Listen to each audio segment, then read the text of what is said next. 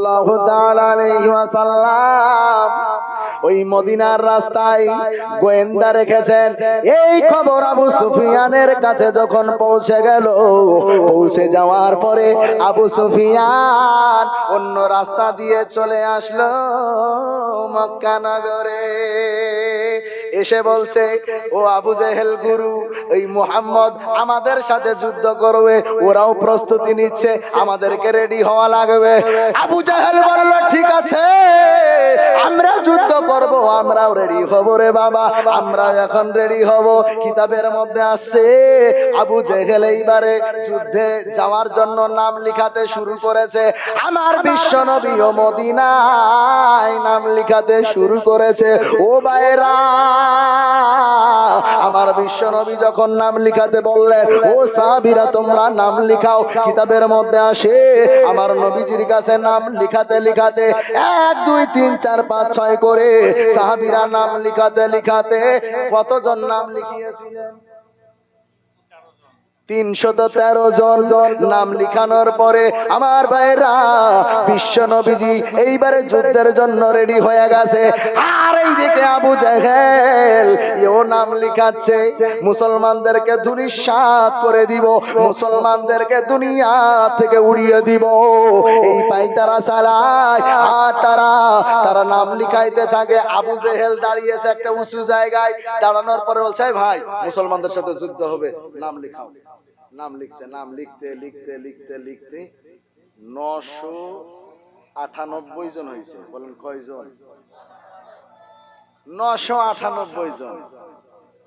দিয়ে পাশে একটা মানুষ দাঁড়িয়েছে, বলছে, ভাই ও গুরু, কতজন হলো? বলেন 998 জন। দেখি খাতাটা দেখেছে, অমুক অমুক অমুক অমুক অমুক অমুক অমুক সব করে দেখছে। দিয়ে বলছে,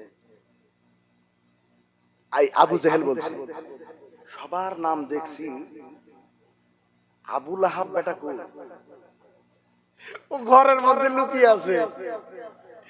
কারণ হচ্ছে ওই জোর ভয় আছে, ওর বেটাকে উতাইবাকে বাগে খেয়েছিল না, ওর ভয় আছে সত্যিকারের নবী এখন যদি এর সাথে পাল্লা নিতে যাই তাইলে আমার গল্লা যাবে।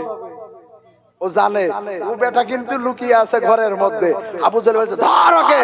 ওর বাড়িতে যাওয়ার পর আবু জেহেলকে টানতে টানতে এসে, যাবি না যুদ্ধে, চল। দিয়ে আবু জেহেলের নামটা, এই আবু লাহাবের নামটা লিখিয়ে দিল। দিয়ে এবার পাশে আর একজন আছে, বলছে, ভাই খাতাটা দেখি। খাতাটা নেওয়ার পরে এবার দেখছে সবার নাম আছে, আবু জেহেলের নাম নাই।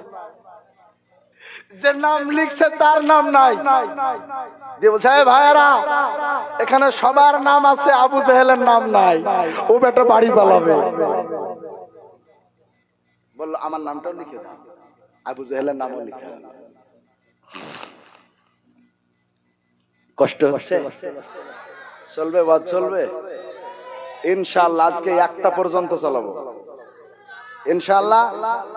ইনশাআল্লাহ 1টার 1 মিনিট আগে এদিকে ছাড়বো না। আমার ভাইয়েরা, বন্ধুগণ, বিশ্বনবী রাহমাতাল লিল আলামিন এইবারে আমার নবীর সাহাবীদেরকে নিয়ে যখন রেডি হয়ে গেছেন, গভীর মনোযোগ লাগাবেন। আল্লাহর নবীর সাহাবীদেরকে নিয়ে যখন রেডি হয়ে গেছেন, বেঈমান কাফেরেরা 1000 দলবল নিয়েছে। 1000 দলবল নিয়ে ওই বদরের প্রান্তরে চলে গেছে। বদরের প্রান্তরে যাওয়ার পর ওই জায়গায় বেঈমান কাফেরেরা আবু জেহেল ঘোড়ার পিঠে চড়েছে। ঘোড়ার পিঠে চড়ে বলতেছে, আজকে মুহাম্মদকে ধ্বংস করে দিব, আজকে মুহাম্মদের ধ্বংস, আজকে মুহাম্মদকে আমরা বিদায় করে দিব, আজকে ইসলাম ধর্ম মিটিয়ে দিব। এই বলে তারা পায় তারা চালায়। এমন সময় আমার বিশ্ব নবীজি সাহাবায়ে কেরামদেরকে বললেন, ও সাহাবীরা, শোনো শোনো শোনো, তোমরা 313 জন যাবা, তোমরা একটু সাবধানে থাকবা, আল্লাহর সাহায্য নিয়ে যাবা। ও ভাইরা আমার, বন্ধুরা, আল্লাহর নবীর একজন সাহাবী, নাম তার উমাইর। কি নাম? উমাইর। এই সাহাবীর কথা কিতাবের মধ্যে আছে। ওই উহুদে, ওই বদরের প্রান্তরে যুদ্ধে যাওয়ার জন্য 313 জনের মধ্যে সেও একজন ছিল। বাবা গো, গভীর মনোযোগ দিয়ে শুনবেন। আমার বিশ্ব নবীর 313 জন সাহাবীর মধ্যে উমাইর একজন সাহাবী আছে। এই সাহাবীটা খেজুর খেতে খেতে যুদ্ধের ময়দানে যাচ্ছিল। যেতে যেতে রাস্তার মাঝখানে অনেক পিপাসা লেগেছে। ওই সাহাবী বলে, ভাই গো, আমি পানি কোথায় পান করব? বলে, পানি এখানে তো নাই, চলো সামনে কোনো জায়গায় পানি পাওয়া যাবে। আমার ভাইয়েরা, বন্ধুরা গো, কিতাবের মধ্যে আছে আমার নবীর 313 সাহাবী রাস্তা দিয়া হেঁটে হেঁটে যায়। ঠিক যখন বদরের কাছে পৌঁছে যায়, পৌঁছে যাওয়ার পরে আমার নবী, বিশ্ব নবী মুহাম্মদুর রাসূলুল্লাহর সাহাবী উমর দেখতে পায় ওই বদরের প্রান্তরে একটা কুয়া। ওই কুয়ার পানি কিভাবে পান করা যায়? সাহাবীরা বলল, ঠিক আছে উমাইর, তোমার যখন এত পিপাসা লেগেছে, যাও যাও ওই কুয়ার পানি পান করো, তবে সাবধান, ওই পারে ওই যে বেঈমান কাফেরেরা আছে, সাবধানে পান করবা, নইলে বেঈমান কাফেরেরা দূর থেকে আক্রমণ করবে। উমাইর সাবধানে। উমাইর পানি পান করতে গেছে, পানি তুলেছে, ওখানে রশি লাগানোই আছে, পানি তুলেছে, পানি তোলার পরে এইভাবে পানি তুলে পান করতে গেছে। ভাই গো, ও ভাই, এ মুসলমান, বদরের প্রান্তরে সর্বপ্রথম শহীদ, আল্লাহর রাস্তায় শহীদ হয়ে গেলেন। ওই দিক থেকে বেঈমান কাফেরেরা লক্ষ্য করেছিল, দেখলো মুসলমানরা চলে এসেছে ওই দিকে। হযরতে উমাইরকে এমন ভাবে তীর নিক্ষেপ করলো, উমাইর পানি পান করার আগেই পানি মুখে দিয়েছেন, আর এই দিক দিয়ে তীর ঢুকে পিছন দিক দিয়ে বেরিয়ে গেছে। মুসলমান, ধর্ম এমনি আসে নাই, দিন এমনি আসে নাই, বহু কষ্টের পরে এসেছে। আমার মুসলমান দরদিরা, একটু গভীর মনোযোগ লাগাবেন। বিশ্ব নবীর সাহাবীরা আল্লাহ তাআলার দরবারে দোয়া করলেন, ও আল্লাহ, ওরা আমাদের চাইতে সংখ্যায় বেশি, আল্লাহ গো, তুমি আমাদেরকে সাহায্য করো, আমাদেরকে সাহায্য করো। যখনই সাহাবীরা দোয়া করেছে, কিতাবের মধ্যে পাওয়া যায় আমার আল্লাহ তাআলা এত জোরে বৃষ্টি দিয়েছে, এত জোরে বৃষ্টি দিয়েছে, আমার বিশ্ব নবীর সাহাবারা যেই দিকে ছিলেন ওই দিকটাই ফির করে পানি হয়েছে। পানি হওয়ার পরে তারপরে আবার জোরে জোরে বৃষ্টি হয়েছে।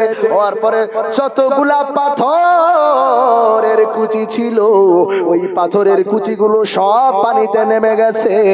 এখন সাহাবীদের আর কোনো অসুবিধা হয় না, এইদিকে শুধু বালি পাথর ছিল, কিন্তু ওই বেঈমান কাফেরেরা যেই দিকে ছিল সেই দিকটা শুধু এঁটেল মাটি ছিল। এঁটেল মাটিতে পানি পড়লে কেমন দেখায়? পিছল হয়ে যাবে। আমার আল্লাহ তাআলা দোয়া কবুল করেছে, এই জন্য আমার আল্লাহ তাআলা ওই এঁটেল মাটির ধারে এমন ভাবে আস্তে আস্তে পানি দিয়েছে, যেই পানির কারণে কাদা হয়ে গেছে, পিছল হয়ে গেছে। বেঈমানের দলেরা ওই জায়গায় দাঁড়াইতে পারে না। বাবাজিরা, ভাইয়েরা, এইবারে পানি যখন থেমে গেল, ওরা চলে আসলো। আমার আল্লাহ তাআলা হযরতে জিবরিল আমিনকে বলল, জিবরিল রে, তাড়াতাড়ি যাও, আমার বিশ্ব নবীর সাহাবারা কম সংখ্যায়, যাও রে, আমার ফেরেশতাদেরকে হুকুম দাও, তারাও গিয়ে যেন আমার বিশ্ব নবীর সাহাবাদের সাথে যুদ্ধ করে। চিৎকার মেরে বলেন সুবহানাল্লাহ। সাহাবীরা চলে আসলো আসমান থেকে যুদ্ধ করার জন্য। আল্লাহর কাছে চাইতে হবে আল্লাহর কাছে। এখন তো আল্লাহর কাছে চাইতে পারি না, আমরা চাইতে যাই ওই যে খাজা বাবার কাছে। আছে না নাই? আপনাদের এলাকায় মনে হয় নাই? ফারাক্কা পার করে, ধুলিয়ান পার করে, উমরপুর পার করে ডান দিকে একটা রাস্তা চলে যায়। ওই রাস্তাটা যায় পাথর চাপড়ি। কোথায় যায়? পাথর চাপড়ি। দেখবেন আমার এলাকার অনেক মানুষ আছে বাবার কাছে সন্তান চাইতে যায়, সুন্দর সুন্দর ভিআইপি গাড়ি ভাড়া করে তারা ওই গাড়ির মধ্যে একটা ছাগলও উঠিয়ে নেয়, বাবার দরবারে ছাগল দিতে হবে। বাবারে যদি কিছু না দেওয়া হয়, বাবা তো আমাদেরকেও কিছু দিবে না। বাবা বলছে একা আসবি না, একা যদি আসিস আমি তোকে সন্তান দিব না। যদি তুমি একা আসো সন্তান দিব না। ও বাবা, তুমি আমার কাছে আসবা, তোমার বিবিটারে আনবা, আর তুমি আমার কাছ থেকে বিদায়।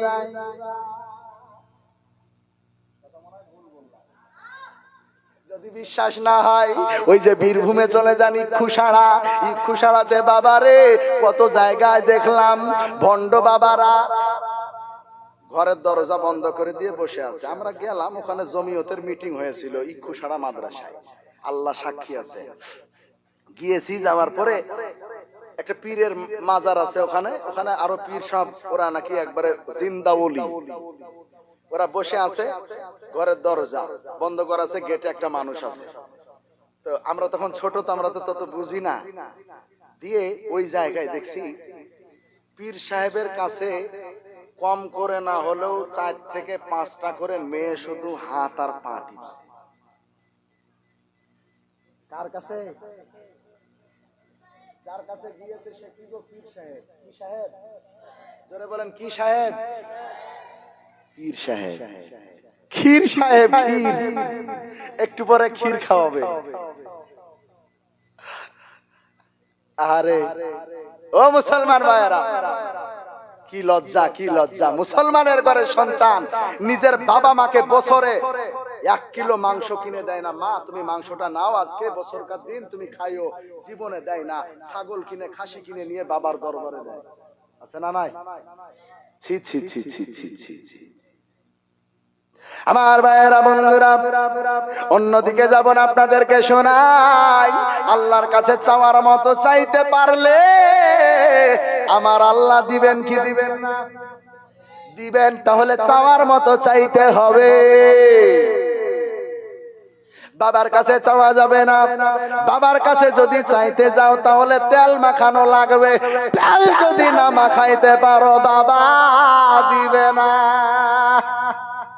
তেল মাখাইতে হবে, মাথা থেকে শুরু করে পায়ের তালু পর্যন্ত। কত বিপজ্জনক জায়গাও আছে, আছে না না? আমার ভাইয়েরা, বন্ধুরা, ওরা একটা কথা বলে, যে সেদিন আপনাদেরকে বলছিলাম, আরে জান্নাত যদি পাইতে চাও বাবার গায়ে তেল দাও। ওরে আল্লাহ, মানুষ আপনাদেরকে বুঝাবো কেমন করে? বাবার দরবারে যাওয়া যাবে? যাবে? আরো জোরে যাবে? যাবে না। বাবার দরবারে যাবেন না, ভণ্ডদের দরবারে যাবেন না, যাবেন না, যাবেন না। আমার ভাইরা, বন্ধুরা, আসুন, যেটা আলোচনা করছিলাম, বিশ্বনবী মুহাম্মদুর রাসূলুল্লাহ সাল্লাল্লাহু আলাইহি সাল্লামের সাহাবীরা 313 জন যুদ্ধের ময়দানে বেঈমান কাফেরদের সাথে যুদ্ধ শুরু হয়ে গেছে।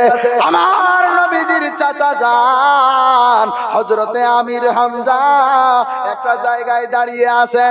এদিকে যুদ্ধ চলছে, যুদ্ধ চলছে, যুদ্ধের এমন আকার ধারণ করেছে, ওই যুদ্ধতে আহারে বেঈমান কাফেরদেরকে মুসলমানেরা, সাহাবায়ে কেরামরা এমন ভাবে মার শুরু করেছে, বেঈমান কাফেররা পালানোর জায়গা পায় না।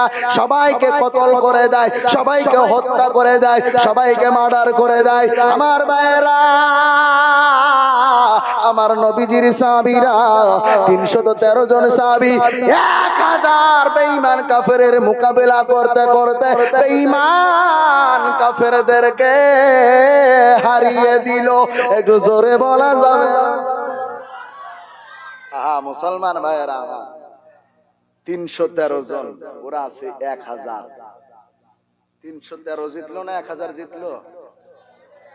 313 জন। ও ভাইয়েরা, বন্ধুরা, শুধু জিতলো না, কত কি ঘটলো শুধু শুনেন। যুদ্ধ চলছিল, সেই সময় আমার নবীজির 2 জন ছোট্ট সাহাবী, নাম হলো মাআজ আর মুআজ, 2 ভাই। যুদ্ধ চলছে। এমন সময় নবীর চাচা আমির হামজার কাছে ওই দুইটা সন্তান এসেছে। ওই দিকে দেখা যায় আবু জেহেল চিৎকার মেরে ডাক দিচ্ছে, কই রে মুহাম্মদ কই? আজকে মুহাম্মদকে আমরা জানে বাঁচিয়ে রাখবো না। এই কথা যখন ওই জায়গায় বলছে আর পায়তারা করছে, এমন সময় দুইটা ছোট ছোট সন্তান নবীর চাচা আমির হামজার সামনে এসেছে। আসার পরে বলছে, চাচা যান, বলেন বলেন এই জায়গায় আবু জেহেল কার নাম? বলে তোমরা ছোট বাচ্চা আবু জেহেলের নাম কি করবা? বলে চাচা যান, খবরটা দেন, দরকার আছে। তোমরা কি করবা? তোমরা পালিয়ে যাও এখান থেকে, তোমরা না হলে মারা পড়ে যাবা। চাচা যান, আমরা মারা পড়ে যাওয়ার জন্য এখানে আসি না, আপনি শুধু বলে দেন ওই নবীজির কপালে পাথর মেরেছিল, নবীজির চেহারাতে থুতু মেরেছিল, নবীজিকে গালি দিয়েছিল, ওই কুত্তা আবু জেহেলটা কোথায় আছে আপনি একটু দেখায় দেন। চাচা যান, দেখায় দেন। আমির হামজা দেখাইতে চায় না। অনেকক্ষণ পর বলছে, তোমরা পালিয়ে যাও, পালিয়ে যাও। বলছে না, আমরা পালাবো না, যদি না বলেন, আমরা যতক্ষণ না বলবেন ততক্ষণ আমরা এখান থেকে যাব না, আপনি বলে দেন চলে যাচ্ছি আমরা। আমার ভাইয়েরা, বন্ধুরা, আমির হামজা বলছেন, ওই যে দেখছো বিশাল তাগড়া জওয়ান, ওইটা হলো আবু জেহেল, ঘোড়ার পিঠে তরবারি ঘোরাচ্ছে, ওইটা আবু জেহেল। যেই বলেছে মাজ আর মুআজ, আমির হামজার কাছে যে বল্লম ছিল, দুজন মিলে কেড়ে নিয়ে দৌড় মেরে চলে গেছে। যাওয়ার পরে একবারে সুজা যুদ্ধের ময়দানে। এখন সবাই মনে করছে, সবাই দেখছে ছোট বাচ্চা ছেলে, ওদেরকে এরাও মারছে না, এরাও মারছে না, কেউ মারছে না। দুইজনের মাঝখানে আবু জেহেলের কাছে পৌঁছে গেছে। পৌঁছে যাওয়ার পরে বলছে, মাজ রে, মুআজ বলছে, ও মাজ, চলো আমাদের কাজ শুরু করে দিই। এইবারে আমার ভাইয়েরা বল্লম দিয়ে দুইটা ভাই এমন ভাবে আবু জেহেলের পায়ে মেরেছে, এমন ভাবে পায়ে মেরেছে, আবু জেহেল একবারে ঘোড়ার পিঠ থেকে দড়াম করে মাটিতে পড়ে গেছে। আলহামদুলিল্লাহ পড়বেন না? মাটিতে পড়ে গেছে, মাটিতে পড়ে গেছে। ও মা গো মন গো, মা গো মন। মাটিতে পড়ে গেছে। আহারে, নবীকে আমার কম জ্বালান জ্বালাইনি। মাটিতে পড়ে গেছে। এমন মার মেরেছে, বল্লমের আগা এই যে এরকম মোটা থাকে, বল্লম দিয়ে যদি মারে বাঁচবে গো। পড়ে গেছে, কিন্তু শক্তি তো আছে আবু জেহেলের। পড়ে গেছে,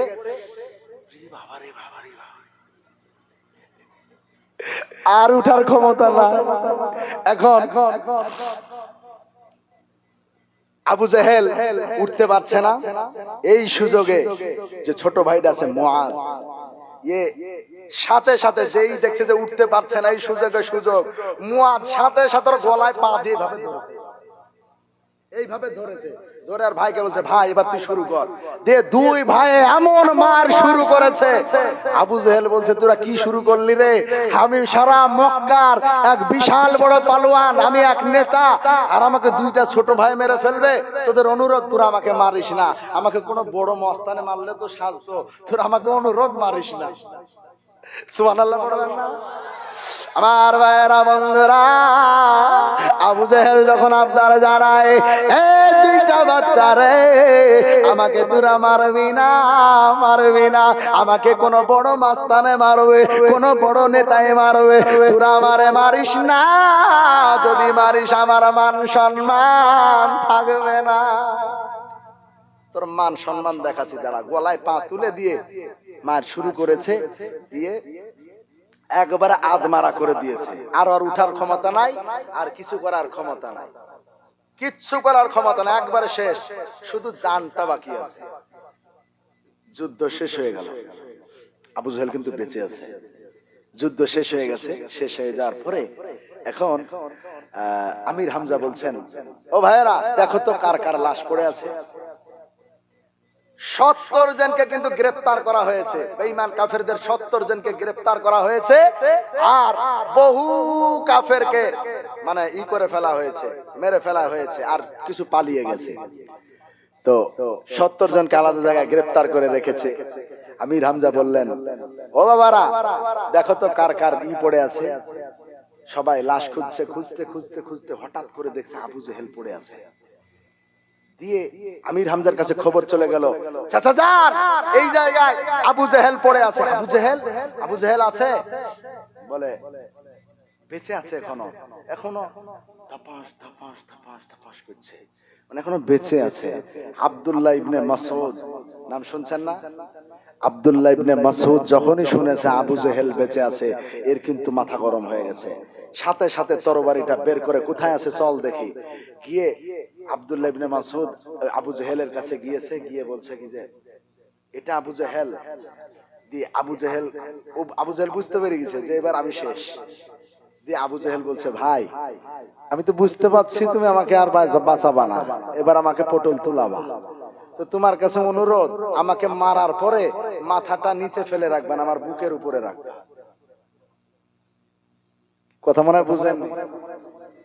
আবু জেহেল বলছে আমাকে মারার পরে মাথাটা নিচে ফেলে রাখবেন, আমার বুকের উপরে রাখবা, না হলে আমার একটা মান সম্মান আছে, না হলে মান সম্মান থাকবে না।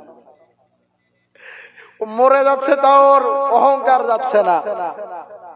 আমার বন্ধুরা, আবু জেহেলকে কথা বলার সুযোগ দেওয়া হলো না।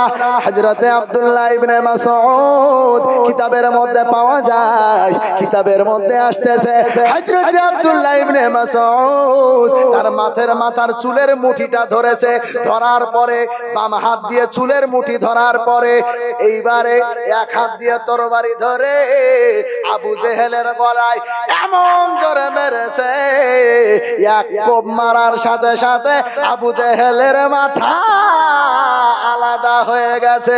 জোরে বলা যাবে না সুবহানাল্লাহ। এই কুলাঙ্গার আবু জেহেল বিদায়, সারা জীবনের জন্য বিদায়। আমার নবীজিকে সেই রকম জ্বালানো আর কেউ জ্বালাতে পারবে না। ও মুসলমান ভাইরা, বেঈমান কাফেরদেরকে ওই জায়গায় হারিয়ে দিলেন আমার আল্লাহ তাআলা ফেরেশতাদের মাধ্যম দিয়ে, যুদ্ধ করিয়ে দিয়ে। ও ভাইরা বন্ধুরা, বদরের যুদ্ধ বিশাল এক যুদ্ধ হয়ে গেল। বেঈমানরা পরাজয় হলো, ওখানে হেরে গেল, কাফেররা হেরে গেল। আবু সুফিয়ান দে দৌড়, একদম মানে কাঁচা মেরে দৌড় মেরেছে আবু সুফিয়ান। আর থাকা যাবে না, যদি থাকি তাহলে আমও পটল তুলবো, পালিয়ে গেছে। আমার ভাইয়েরা বন্ধুরা, যাওয়ার পরে এদিকে অনেকজনকে গ্রেফতার করা হয়েছে, আল্লাহ রসুলের সামনে নিয়ে আসা হলো। নিয়ে আসার পরে দেখছে 70 জনকে যে গ্রেফতার করা হয়েছে, তার মধ্যে আমার রসুলের জামাইও একজন আছে। আমার রাসূলের জামাইও একজন আছে, আম্মা জান খাদিজাতুল কুবরা মেয়ের জামাই একজন আছে। তো আল্লাহ রাসূল সাল্লাল্লাহু আলাইহি ওয়াসাল্লাম বললেন, তোমরা যদি কালেমা গ্রহণ করে নাও তাহলে তোমাদেরকে আমরা এখনই মুক্ত করে দিব, আর যদি তোমরা কালেমা গ্রহণ না করো গো, আমরা তোমাদেরকে ছাড়তে পারবো না। তাহলে তোমাদের বাড়িতে বলে দাও, তোমাদের বাড়ির লোকজনেরা যেন জরিমানা দিয়ে তোমাদেরকে ছাড়িয়ে নিয়ে যায়। জরিমানা, এখন একটা জরিমানা ঠিক করে দেওয়া হলো, দিয়ে অনেকে আসছে জরিমানা দিয়ে তাদেরকে ছাড়িয়ে নিয়ে যাচ্ছে। কেউ আবার ভয়ে মুসলমান হয়ে যাচ্ছে, মুসলমান হয়ে গেল অনেকজনকে ছাড়িয়ে নিয়ে যাওয়া হচ্ছে। হঠাৎ করে আম্মা জান খাদিজাতুল কুবরার মেয়ে জামাই, মানে মেয়ের কাছে যখন খবর পৌঁছে গেল যে তার জামাই ওই মুসলমানদের হাতে আটকে পড়েছে, যখন শুনলো যে কিছু জরিমানা দিয়ে ছাড়াতে হবে, কিছু তো নাই, এখন কি করবে? আমার নবীজির বেটি আম্মা জান খাদিজাতুল কুবরার মেয়ে কি করলো? একটা হার, একটা স্বর্ণের হার, এই হারটা এইবারে পাঠিয়ে দিল যে আমার স্বামীকে ছাড়িয়ে নিয়ে আসো, দিয়ে কাউকে দিয়ে পাঠিয়ে দিল। ওই জায়গায় যাওয়ার পরে আমার বিশ্ব নবীর কাছে যখন হারটা হাতে পড়েছে, আমার বিশ্ব নবী কিন্তু হারটা চিনে ফেলেছেন, কারণ এই হারটা সেই হার যেই হার আমার বিশ্ব নবী ব্যবসা করার টাকা দিয়ে, কষ্ট করে উপার্জন করার টাকা দিয়ে আমার বিশ্ব নবীজি এই স্বর্ণের হারটা গড়িয়েছিলেন আম্মা জান খাদিজাতুল কুবরাকে গিফট করার জন্য। সুবহানাল্লাহ পড়বেন। এই হারটা চিনতে পেরে গেছে। ওই হারটা যখন দেখতে পেয়েছে আমার নবীজি, এই হারটা কে দিয়েছে? বলে অমুক দিয়েছে। বলে তাকে ডাকো, এ হার তুমি কোথায় পেয়েছো? বলে আম্মা জান আমাকে দিয়ে গেছে। বলে তোমার হার আমি নিব না, তোমার হার তুমি তোমার কাছে রাখো, যেহেতু খাদিজা তোমাকে দিয়েছে, তোমার জরিমানাও লাগবে না, নাও তোমার মালা তুমি ফেরত নাও, তোমার হার ফেরত নাও, তোমার স্বামীকে আমি মুক্ত করে দিলাম। নবীজির এই ব্যবহার দেখে আম্মাজান খাদিজাতুল কুবরার মেয়ে জামাই বাড়ি গেল। বাড়িতে যাওয়ার পরে কিছুদিন ব্যবসা করার পরে নিজের সমস্ত যত যা ঋণ ছিল সব শোধ করে দেওয়ার পরে আমার নবীজির কাছে আসলেন, এসে বললেন, হুজুর আমি আর অন্ধকারে থাকতে চাই না, আমারে কালেমা পড়াইয়া মুসলমান করে দেন। জোরে বলা যাবে না সুবহানাল্লাহ? সাথে সাথে মুসলমান হয়ে গেল। আমার ভাইয়েরা বন্ধুরা, আগাবো? হ্যাঁ, কেউ উঠবেন না তো? যদি উঠেন তাহলে কিন্তু যখনই উঠবে তখনই আমিও ফাঁকা করে রাখি, সোজা দৌড় মারবো, একদম দুয়াও হবে না আজকে ইনশাআল্লাহ। কেউ উঠবো না ইনশাআল্লাহ।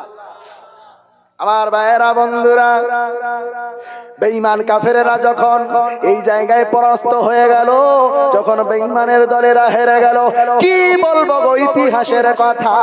আমার ভাইয়েরা বন্ধুরা, এইবারে বেঈমান কাফেরেরা তারা বলল, না না, এই হার মেনে নেওয়া যাবে না, যাবে না, যাবে না, এই হার আমরা মানব না।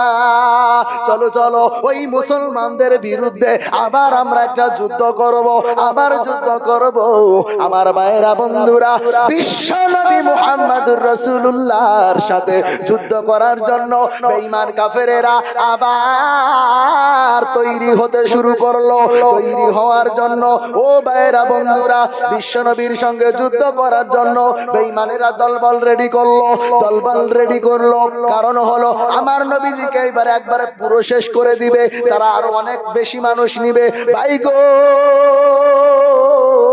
কিতাবের মধ্যে পাওয়া যায় আমার বিশ্ব নবীজিও খবর পেলেন বেঈমান কাফেরের আবার যুদ্ধ করতে চায়, তারা হেরে গেছে, ওই জন্য আবার প্রতিশোধ নিতে চায়। সাহাবীদেরকে ডাকলেন, সাহাবীরা আসো। মুরব্বি, ও মুরব্বি, উঠে গেন, আমি কিন্তু রাস্তা ফাঁকা করে রাখছি। আমার ভাইয়েরা বন্ধুরা, বিশ্বনবী মুহাম্মদুর রাসূলুল্লাহ সাল্লাল্লাহু আলাইহি ওয়াসাল্লাম খবর পেয়ে গেলেন বেঈমানেরা নাকি আমাদের মুসলমানদের সাথে আবার তারা যুদ্ধ করবে। ও বাকরপুর এলাকার মুসলমান, গভীর মনোযোগ দিয়ে শুনবেন। বিশ্বনবী আমার সাহাবায়ে কেরামদেরকে রেডি করতে লাগলেন। ও ভাইয়েরা বন্ধুরা, কিতাবের মধ্যে পাওয়া যায় আমার নবীজি সাহাবায়ে কেরামদেরকে নাম লিখাতে শুরু করলেন। নাম লিখাতে কি কিতাবে পাওয়া যায়, নাম লিখাতে আমার নবীজি নাম লিখালেন 1000 সাহাবী। কত? আর বেঈমান কাফেরেরাও তারাও রেডি করলো। কিতাবের মধ্যে আছে তাদের সংখ্যা ছিল 3000। কত? 3000 আর 1000। আমি মিলাতে বললাম। আমার ভাইয়েরা বন্ধুরা, আপনাদের কষ্ট হয়ে যাচ্ছে? আমার ভাইয়েরা বন্ধুরা, তাইলে গভীর মনোযোগ দেন। আমার বিশ্বনবী সাহাবায়ে কেরামদেরকে বললেন, ও সাহাবীরা, চলো চলো, যুদ্ধের ময়দানে যেতে হবে। ওই উহুদের প্রান্তরে নাকি বেঈমান কাফেরেরা আমাদের সাথে যুদ্ধ করবে গো, আমাদের সাথে যুদ্ধ করবে। বিশ্বনবী সাল্লাল্লাহু আলাইহি সাল্লাম 700 সাহাবী নিয়া, লম্বা কথা আপনাদেরকে একটু ছোট করে শোনাই। আমার বিশ্বনবী 1000 সাহাবী নিয়া যখন রাস্তায় রওনা দিয়েছেন, রাস্তায় রওনা দেওয়ার পর কিতাবের মধ্যে আছে ওই জামানায় একটা বিশাল বড় মুনাফিক ছিল। মুনাফিক, আমার মনে হয় এই জামানায় মুনাফিক দেখবেন পাছায় এক কথা লাগাবে আর মুখে আর এক কথা লাগাবে, আছে না নাই? আপনার দিকেও থাকবে, আপনার দুশমনের দিকেও থাকবে। ওর কাছেও ভালো হবে, ওর কাছেও ভালো হবে। শেষের বেলায় যখন একবারে লাস্ট পর্যায়ে চলে যাবে, দুজনের কাছে চম করে একটা চড় খাবে, দিয়ে শেষ। আছে না নাই? মুনাফিকদের অবস্থা ওইরকমই হয়। আমার ভাইয়েরা বন্ধুরা, আল্লাহর নবী বলেছেন, কিয়ামতের দিন হিসাব নিকাশ হওয়ার পরে যখন পুলসিরাতের রাস্তা পার হবে, পুলসিরাতের রাস্তা পার হওয়ার সময় সবাই পার হতে পারবে, কিন্তু একটা দল পার হতে পারবে না। কেমন ভাবে? ওরা পুলসিরাতের রাস্তায় যাচ্ছে, এই যে পুলসিরাতের রাস্তায় যাচ্ছে, যেতে যেতে যেতে যেতে যেতে এই মাঝ বরাবর যাওয়ার পরে এখানে আলো বন্ধ হয়ে যাবে। এখানে যদি সব আলোগুলা বন্ধ করে দেওয়া হয় তাহলে কেমন দেখাবে? ওই জায়গাতে সমস্ত লাইটিং বন্ধ, আলো বন্ধ, আল্লাহ অন্ধকার করে দিবে, মানুষ আর যেতে পারবে না। ওখান থেকে সোজা যেই জায়গাটায় পড়বে, জায়গাটার নাম জাহান্নাম। ও ভাইরা সাবধান, কথাগুলো মিথ্যা বলছি না। আমার ভাইরা বন্ধুরা, আমার বিশ্বনবী মুহাম্মদুর রাসূলুল্লাহ সাল্লাল্লাহু আলাইহি ওয়াসাল্লাম এইবারে 1000 সাহাবীদেরকে নিয়ে যখন রাস্তায় রওনা দিয়েছেন, রাস্তার মাঝখানে ওই যে মুনাফিক ছিল, তার নাম ছিল, কে বলবে? যে বলতে পারবে। ও আজকে টাকা না, খরচের টাকা নাই। দেখি কে বলতে পারে। আব্দুল্লাহ ইবনে উবাই ইবনে সালুল সবচাইতে বড় মুনাফিক ছিল, আমার রাসূলকে কম বিপদে ফেলার চেষ্টা করেনি। আমার ভাইরা বন্ধুরা, এই আব্দুল্লাহ ইবনে উবাই ইবনে সালুল এও 1000 মানুষের মধ্যে নাম লিখিয়েছে। এও যুদ্ধে আসছে, মুসলমানদের হয়ে যুদ্ধ করবে। ও ভাইরা বন্ধুরা, রাস্তার মাঝখানে আসার পরে সমস্ত মানুষদেরকে ডাক দিয়া বলছে, ও ভাইরা তোমরা যুদ্ধে যাইও না, যুদ্ধে যদি যাও বেঈমান কাফেরদের হাতে ধূলিসাৎ হয়ে যাবা। ওরা 3000 মানুষ আসছে, ওরা 3000 মানুষ আসছে। এখন যদি তোমরা যুদ্ধের ময়দানে যাও তাহলে হয়তো বেঁচে আমরা কেউ ফিরতে পারবো না। অতএব চলো চলো চলো, আমরা যুদ্ধ করব না, চলো আমরা বাড়ি ফিরে যাই। এই কথা বলার সাথে সাথে আমার ভাইরা বন্ধুরা, কিতাবের মধ্যে আছে উবাই ইবনে সালুলের কথা শুনে 1000 মানুষের মধ্যে থেকে 300 মানুষ চলে গেল। থাকে কত? 700 মানুষ থাকে। এই 700 মানুষকে নিয়ে আমার বিশ্ব নবী চলে গেলেন যুদ্ধের ময়দানে। যা তোদের মতো মানুষ দরকার নাই, বিশ্ব নবী চলে গেলেন। আহারে ও মুসলমান ভাইরা, বিশ্বনবী মুহাম্মদুর রাসূলুল্লাহ সাল্লাল্লাহু আলাইহি ওয়াসাল্লাম যুদ্ধের ময়দানে পৌঁছে গেলেন। যুদ্ধের ময়দানে যাওয়ার পর ও ভাইরা বন্ধুরা, বেঈমান কাফেররা এখনো পৌঁছায় নাই। এমন সময় আমার বিশ্বনবী ডাক দিয়া বলতেছে, ও সাহাবীরা তোমরা 50 জন সাহাবী আলাদা হয়ে যাও। আল্লাহর নবী সাল্লাল্লাহু আলাইহি সাল্লাম 50 জন সাহাবীকে আলাদা করলেন। করার পরে আল্লাহর নবী বললেন, এই জামাতের আমির থাকবে আমার চাচা জান আমির হামজা। অসুবিধা আপনাদের হচ্ছে মনে হয়? ওই দেখেন সব উঠাউঠি চলছে। ও 1 নাম্বার, আচ্ছা আচ্ছা মাশাআল্লাহ। ওই দিকে যাচ্ছে মানে 1 নাম্বার, আর এই দিকে যাচ্ছে মানে 6 নাম্বার, মানে সেই 6টায় উঠবে। আমার ভাইরা বন্ধুরা, বিশ্ব নবী মুহাম্মদুর রাসূলুল্লাহ সাল্লাল্লাহু আলাইহি সাল্লাম যুদ্ধের ময়দানে পৌঁছে গেছেন।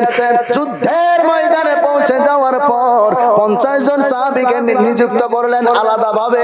উহুদের পিছন দিকে একটা পাহাড় ছিল, ওই পাহাড়ে 50 জন সাহাবীকে বললেন, ও সাহাবীরা তোমরা এই জায়গায় দাঁড়ায়া থাকবা, পিছন দিক থেকে যেন আমাদেরকে বেঈমান কাফেররা আক্রমণ করতে না পারে। এই কথা বলে আমার নবী 50 জন সাহাবীকে দাঁড় করিয়ে দিলেন। ও ভাইরা বন্ধুরা, এইবারে 650 সাহাবী নিয়ে উহুদের ময়দানে দাঁড়িয়ে গেছেন। বেঈমান কাফেররা চলে আসলো উহুদের ময়দানে। বিশাল লড়াই শুরু হয়ে গেল, বিশাল লড়াই শুরু হয়ে গেল। পিছন দিক থেকে উপর দিক থেকে মুসলমান সাহাবীরা ওই বেঈমানদের দিকে তীর নিক্ষেপ করে, এমন ভাবে তীর নিক্ষেপ করতে শুরু করেছে, কি বলবো গো ভাইরা, বেঈমান কাফের কাফেরেরা এমন ভাবে মার খেতে শুরু করেছে, এমন ভাবে মার খেতে শুরু করেছে, কিতাবের মধ্যে আসছে বেঈমানের দলেরা সব মার খেতে খেতে সবাই পালিয়ে গেল। কিছু মানুষকে একবারে শেষ, আর কিছু মানুষ একদম সব দৌড় মেরে পালিয়ে গেছে। না রে ওরে বাবারে, মুসলমানদের কাছে টিকা যাবে না, সব পালিয়ে গেছে। মুসলমানদের সংখ্যা কত আছে? জোরে বলেন কত?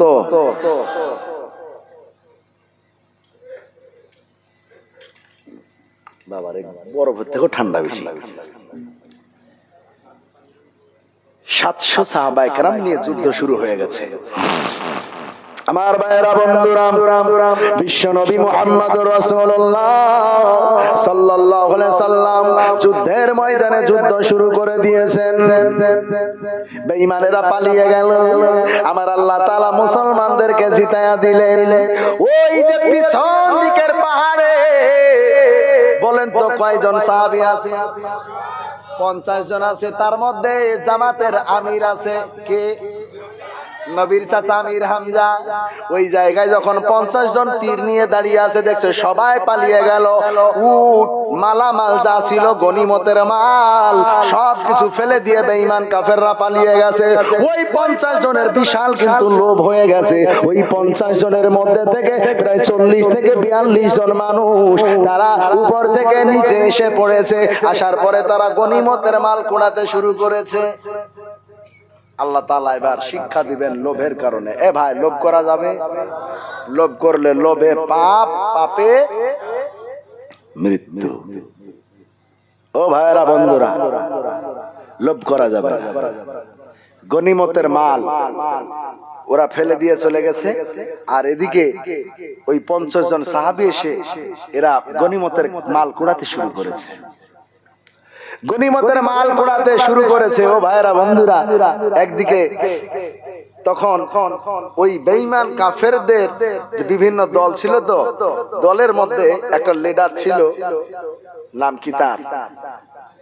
হ্যাঁ, মাশাআল্লাহ, খালিদ বিন ওয়ালিদ।